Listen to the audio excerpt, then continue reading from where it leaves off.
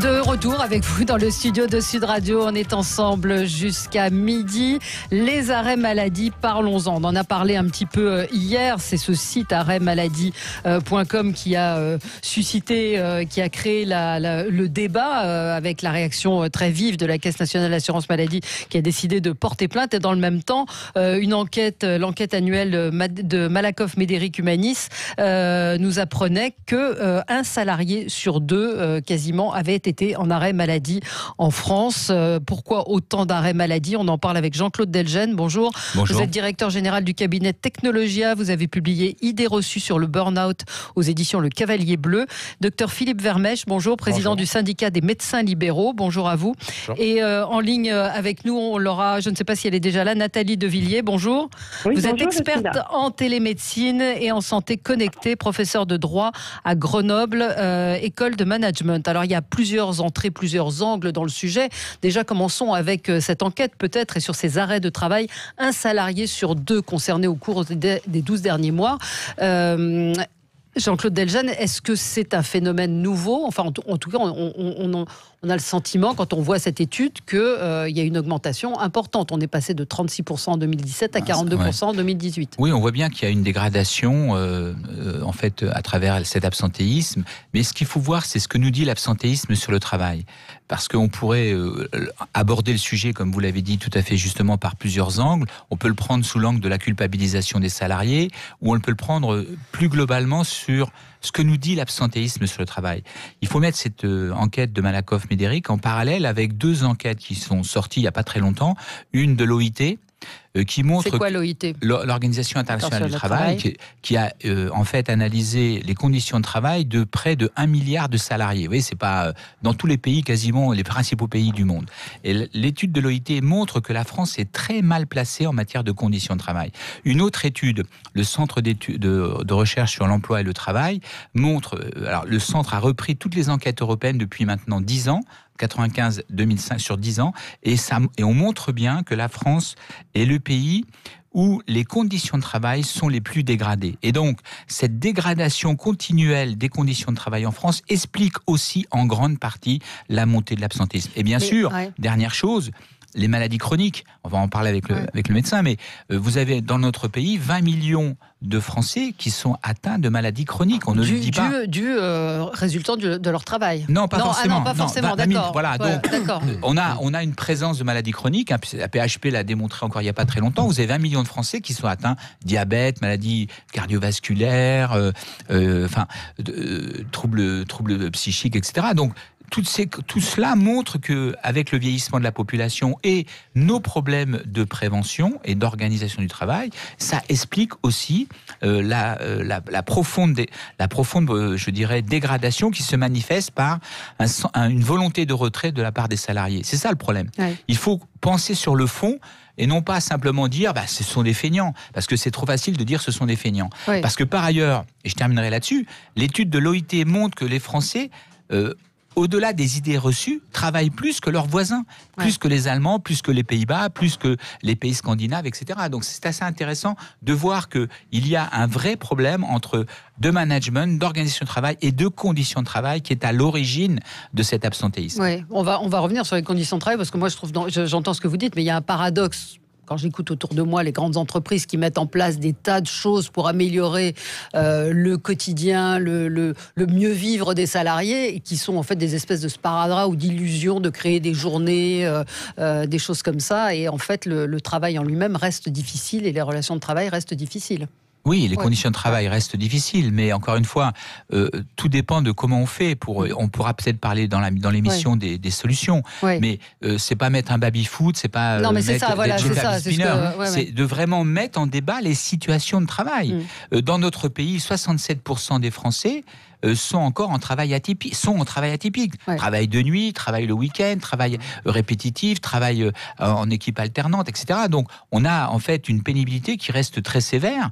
Il faut pas l'oublier. Donc on a une vision du travail qui est un peu angélique. On pense que le travail commence le matin je dirais le lundi matin de 8h jusqu'au vendredi à 17h, mais c'est pas du tout la réalité. La réalité, c'est qu'encore une fois, il y a des gens qui travaillent le week-end, des gens qui travaillent de nuit, etc. Donc il faut voir le travail tel qu'il est. Donc, en fait, et c'est si on voit le travail tel qu'il est, on pourra trouver les solutions pour permettre aux gens de s'investir dans leur travail et qu'il y ait moins d'absentéisme. Alors, est-ce que vous diriez, docteur Vermèche, qu'il y a un abus chez les médecins, que certains médecins sont trop complaisants et donnent facilement des arrêts maladie? Ça aussi, est-ce que c'est une idée reçue?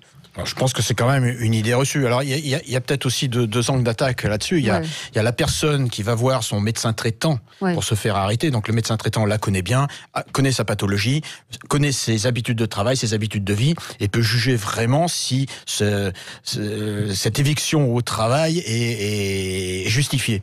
Après, il y a le patient qui arrive chez un médecin qu'il ne connaît pas et qui vient en disant « je veux m'arrêter ». Donc, c'est vrai qu'on peut se poser un petit peu plus la question. Mais j'attire l'attention quand même sur le fait que il est très difficile, notamment dans des sujets de lombalgie, c'est-à-dire de douleurs de dos, de migraines, de burn-out, de dépression, de faire la part des choses, et qu'il y a quand même une responsabilité médico-légale du médecin qui, si il pense que c'est un arrêt qui n'est pas justifié, qu'il ne le donne pas, risque de se retrouver quand même avec une tentative de suicide, enfin avec autre chose derrière. Et il y a un problème de justiciable à ce moment-là. Voilà. Ouais. Et vous, sur ce que disait Jean-Claude Deljeune, à savoir les conditions de travail qui sont de plus en plus difficiles, c'est-à-dire que c'est ce que vous ressentez, ce que vous avez comme retour, c'est-à-dire des gens qui ont du mal aujourd'hui. Alors là, c'est pareil, il y a deux angles. Les conditions de travail, on voit bien que quand même, on est dans un environnement économique qui est de plus en plus difficile, où il y a une pression sur le travail, une pression sur la rentabilité, et donc une tension entre le management d'une entreprise et les salariés.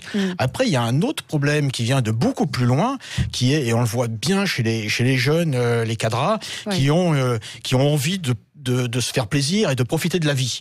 Et donc c'est vrai que les 35 heures notamment, qui ont été un changement quand même de paradigme, et a changé un petit peu la mentalité des gens, à tort ou à raison, hein, mais je me prononce pas là-dessus. Mais c'est vrai que la mentalité de la population a quand même légèrement différé. C'est ça, il y a une mentalité qui a changé. Dans l'étude de Malakoff-Médéric, on voit que les jeunes sont plus arrêtés que les personnes plus âgées. En fait, la tranche d'âge qui est le plus arrêtée, c'est celle qui est en âge d'avoir des enfants. Voilà, tout simplement, c'est entre 25 et 39 ans. C'est là où il y a le plus. Pourquoi ? Tout simplement parce que vous avez des contraintes familiales. Les femmes, d'ailleurs, s'arrêtent légèrement plus, puisque, encore une fois, il faut voir les chiffres. Les chiffres, on est à peu près à 5%. Bon. C'est pas non plus une catastrophe. Si vous considérez qu'il y a à peu près 1% des gens qui sont vraiment scotchés du fait de leur maladie chronique, vous voyez, par exemple, on parle de contraintes. Vous avez 17% des arrêts maladie, 17% qui sont liés à des troubles musculo-squelettiques et qui sont quand même 4% qui sont liés à des maladies chroniques, des gens qui sont vraiment très malades. Donc, en fait, ce qu'il faut corriger, c'est ce qu'on appelle le petit absentéisme de comportement. Mais il est difficile à détecter, et est-ce qu'il est vraiment représentatif Dans les études, on voit bien que, en fait, ce petit absentéisme répétitif, 2 jours, 3 jours par-ci, etc., est lié vraiment à des problématiques de management et de respect. Nous, on a fait une étude sur une branche, une grande branche dernièrement d'entreprise, la branche, je ne vais pas donner pour des questions de nom, mais on voyait que l'absentéisme de courte durée, en dessous de 21 jours, était lié vraiment à des problématiques de respect au travail, de considération, d'animation des équipes, etc. Et puis, l'absentéisme de longue durée était lié en particulier à une absence de soutien dans l'effort consenti. Voilà. Une dernière chose sur l'absentéisme, vous avez en fait l'absentéisme de longue durée qui est lié à des pathologies longues. Bon, par exemple le burn-out, on ne le dit pas, mais le burn-out, c'est 9 mois d'arrêt maladie en moyenne. Bon, eh bien, dans cette, ça représente 6% des cas et 40% des dépenses. Vous voyez, c'est ça le vrai sujet. Hein. Donc, il faut qu'on puisse travailler à la fois sur l'absentéisme long et à la fois sur l'absentéisme court. L'absentéisme court, c'est vraiment améliorer les conditions de management, les conditions d'organisation du travail. Vous voyez, là, je travaille sur une agglomération. Là. Bon, on en parlait tout à l'heure avec le Dr Vermèche. Bon, il y a, chez les animateurs qui reçoivent donc les enfants, il y a un taux d'absentéisme très élevé. Mais comprenons, les jeunes, c'est plutôt des jeunes, sont recrutés entre 1 000 et 1 100 euros par mois. Okay, ils doivent être là le matin 45 minutes à 1 heure. Ils ont une coupure, ils ne sont pas payés. Ils doivent être là à 2 heures le midi et ils reviennent le soir. Tout cela avec, je dirais, le saucissonnage de leur horaire. Ils sont totalement dépendants.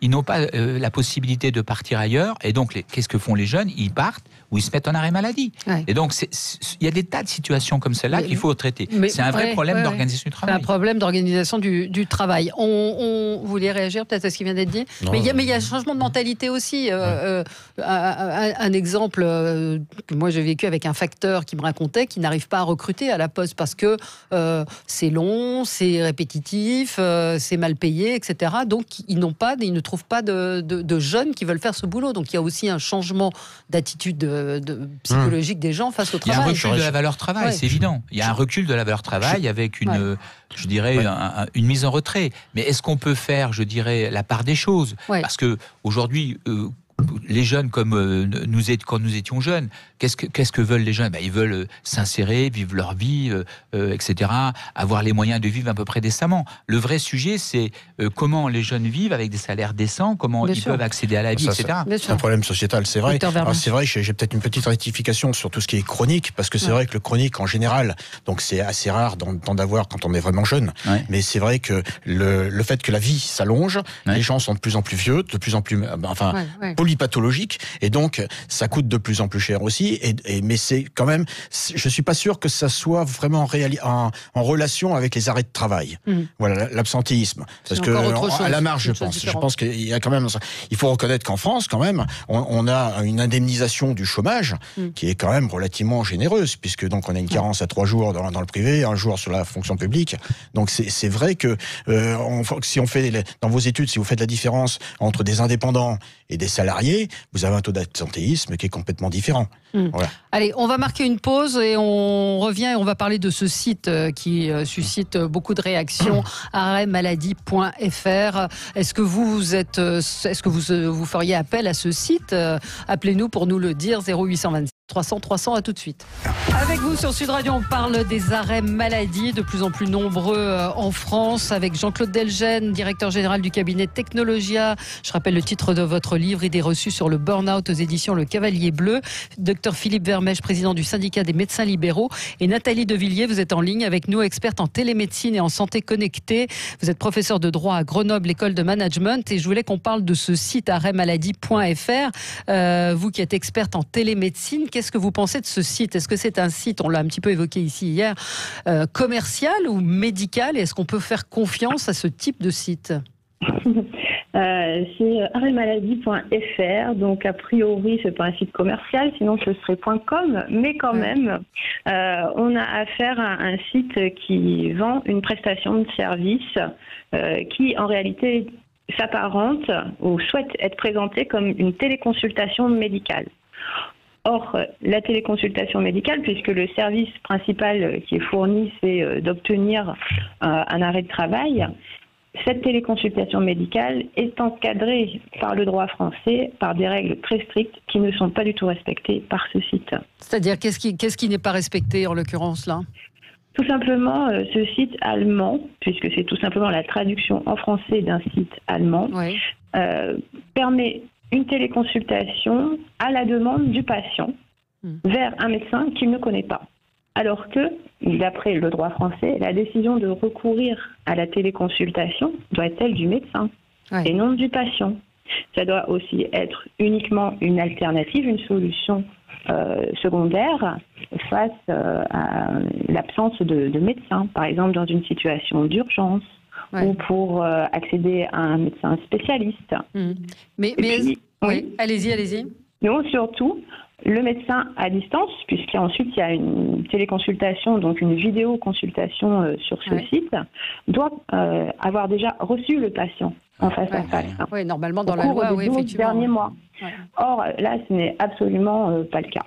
Donc, aucune des conditions préalables à la mise en place d'une téléconsultation médicale n'est respectée. Et ensuite, dans le déroulement de la téléconsultation, rien ne colle, rien, si vous voulez, ne cadre avec une procédure médicale. Oui, et le site, vous disiez, le site fournit un arrêt de travail en PDF que l'entreprise est susceptible d'accepter parce qu'il ressemble comme deux gouttes d'eau à un arrêt de travail de la Sécu. C'est ça, en plus c'est extrêmement trompeur parce qu'on part du postulat que l'internaute va se connecter très rapidement et obtenir en 3 clics un arrêt de travail, alors qu'en réalité, oui, il va surtout déjà recevoir une facture et ensuite télécharger des documents, envoyer un document à son employeur, en télécharger 3 autres sur le site de la CPAM. Ouais. Et puis, effectivement, on a l'impression d'obtenir un document qui est valide. Or, comme il n'est pas généré dans les règles de l'art, automatiquement, il ne peut pas être reconnu.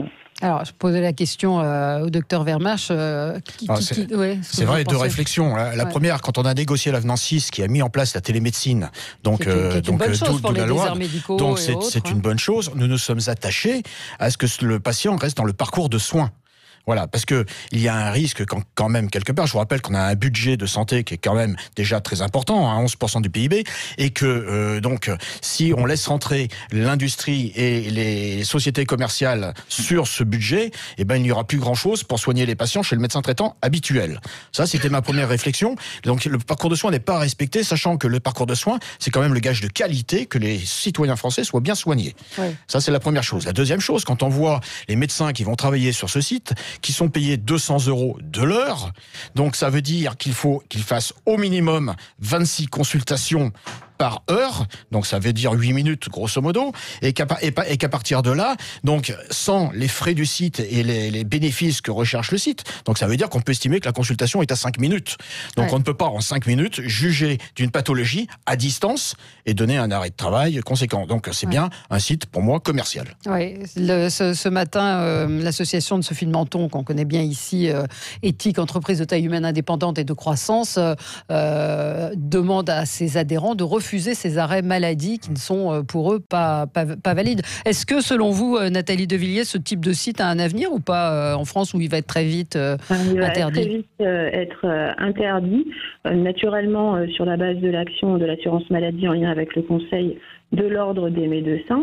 Et puis ensuite, c'est la CNIL qui va être très contente de se pencher sur le sujet, puisqu'il n'y a aucune mention sur les données à caractère personnel. Je rappelle qu'il s'agit de données de santé, que là aussi, on est sur un cadre hyper réglementé. Tout le monde a bien connaissance du RGPD, tout le monde a reçu cette notification. Donc ici, il s'agit de données sensibles. Or, pour archiver ces données, pour les héberger, on doit être un hébergeur certifié ou agréé.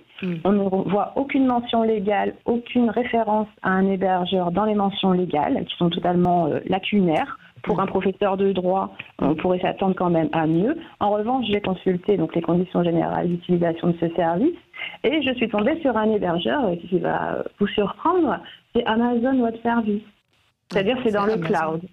Et ensuite, les CGU, les conditions générales d'utilisation, intègre un lien vers la ZIP Santé où on trouve pour la liste officielle des hébergeurs agréés et certifiés. Naturellement, AWS n'en fait pas partie et d'ailleurs a décliné toute responsabilité sur la gestion des données de santé. Elle ne fait pas d'infogérant, elle fait de la mise à disposition d'infrastructures. Donc ça veut bien dire que c'est le site internet qui est responsable de la protection des données et pas Amazon. Donc on est en dehors du cadre légal également sur la protection des données. Oui, complètement. Brigitte, merci, on restait avec nous. Brigitte, une auditrice, nous dit que quand on fait appel à SOS Médecins, on n'est pas dans le parcours de soins non plus, si. On n'est pas dans le parcours de soins, on est dans l'urgence quand c'est comme ça en général. Mais je rappelle que sur la télémédecine, même on a fait des dérogations parce que le cadre était un petit peu serré. On a fait des dérogations pour que les gens puissent appeler donc des médecins, mais il y a un engagement derrière à ce que les médecins les voient physiquement. Dans ce qui n'est pas du tout le cas de ce site. Voilà. Une précision sur cette question-là de la relation en fait patient-médecin au niveau professionnel. Mais il faut savoir que 73% des arrêts maladie, donc c'est-à-dire la très grande majorité, sont délivrés par des médecins traitants qui suivent les patients dans la durée, premièrement. Deuxièmement, 75% des médecins traitants sont en relation avec la médecine du travail. Donc il y a un vrai écosystème de prévention et de prise en charge au niveau médical. Et donc c'est pour ça que il faut vraiment condamner ce type d'attitude qui est très dangereuse, parce que ça instrumentalise, avec les nouvelles technologies, on instrumentalise la santé. Ça, c'est pas acceptable. C'est pas acceptable, oui. Mais de ce que j'entends de ce que vous dites, c'est que les Français ne prennent pas trop d'arrêt maladie. En tout cas, ce sont pas des feignants. C'est vraiment le message que... L'étude Malakoff-Médéric montre aussi par ailleurs que 22% des arrêts maladie qui sont délivrés par les médecins ne sont pas déposés par les salariés. C'est-à-dire que les salariés qui sont malades vont quand même travailler. Donc, vous voyez, il faut faire la part des choses. On a des poches d'exagération. C'est tout à fait vrai. On en parlait tout à l'heure. Par exemple, vous avez certains conseils régionaux, je ne veux pas donner de nom, mais où vous avez un taux d'absentéisme qui est effarant. Et puis, vous avez vraiment les gens qui n'en peuvent plus, qui sont malades et qui sont très respectueux parce qu'ils prennent sur eux parfois et qui vont travailler. Donc, il y a des exagérations comme dans tout système, mais globalement, la France se porte plutôt bien par rapport aux autres pays à ce niveau-là. Alors bien sûr, il y a le cas à peu près exceptionnel qui nous amène à discuter de cette situation. Avec des arrêts maladie pendant la grève, pendant les grèves. Maintenant, il y a des gens qui... moi, j'ai une amie qui a un restaurant et qui a eu beaucoup d'arrêts maladie, mais les gens étaient littéralement épuisés par les trajets, les transports, etc. C'était pas du... Et puis, vous avez, par rapport à la question de la grève, on en parlait aussi tout à l'heure, hors antenne, mais vous avez un problème, c'est que quand vous avez des telles tensions au niveau, par exemple là, à la RATP ou à la SNCF, vous avez globalement, les salariés sont plutôt contre, en général, la réforme qui est proposée par M. Macron. Il y a ceux qui vont aller à la grève et ceux qui, en fait, pour différentes raisons, ne peuvent pas ou ne veulent pas y aller. Mais vous avez des tensions. Donc, vous avez l'écosystème relationnel qui est très tendu. C'est complètement... Voilà. Et donc, les gens qui sont pris à partie, d'autres qui sont pas il y a des tensions. Et donc, les gens aussi vivent très mal cela et se mettent en retrait. Voilà, tout simplement. Ils déposent un arrêt parce qu'ils n'en peuvent plus de toutes ces tensions. Nathalie Devilliers, vous savez qui sont ces médecins qui sont derrière le site, ceux qui répondent aux patients ? Non, je n'en ai aucune idée. On a l'impression que ce docteur fondateur Can Hansé est seul au monde, à la fois sur son site en français et en allemand. Mais vous dites qu'il recrute des médecins très bien payés ? C'est ce qu'on voit quand on clique sur le site. Vous avez l'onglet menu pour les médecins et on voit que le site est en phase de recrutement avec ce tarif horaire qui a été indiqué, 200 € de l'heure. 100 ou 200 200 € de l'heure. Et il faut cliquer sur une adresse qui est le mail. On tombe toujours sur le fondateur. Il est également, c'est autoproclamé vu qu'il est seul, responsable à la protection des données. Donc apparemment, il fait tout lui-même. Qu'est-ce que le syndicat des médecins libéraux sur ces médecins-là, moi, c'est simple. Un médecin a un cabinet. Donc aujourd'hui, on est quand même en démographie médicale restreinte entre guillemets, en temps médical réduit. C'est surtout ça. Les médecins aujourd'hui ont des cabinets qui sont surbookés. Donc pour que des médecins aillent faire ce genre de consultation, ça prouve tout simplement, pour moi, qu'ils ne sont pas très bons et qu'ils ont autre chose à faire que de la médecine. Ouais. Merci à tous les trois, merci à vous. On se retrouve dans un instant, toujours sur Sud Radio, pour commenter l'actualité. À tout de suite.